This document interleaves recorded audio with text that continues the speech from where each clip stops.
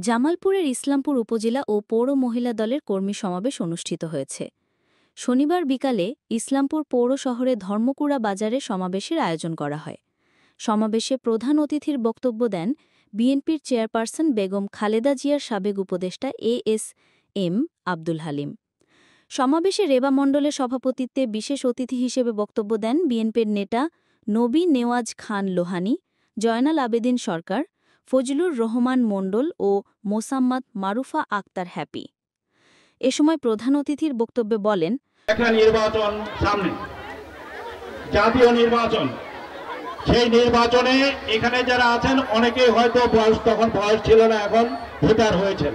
এবারে হয়তো নতুন ভোটার দিবেন। আর যারা ভোটার ছিলেন তারা এই 15 বছর 16 বছরে নিজেরা কোনো ভোট দিতে পেরেছেন বলে আমার মনে হয় না। যারা ভোট কেন্দ্রে গেছেন তারাও যে দেখেছেন যে আপনাদের ভোট অন্যজনে দিয়ে গেছে।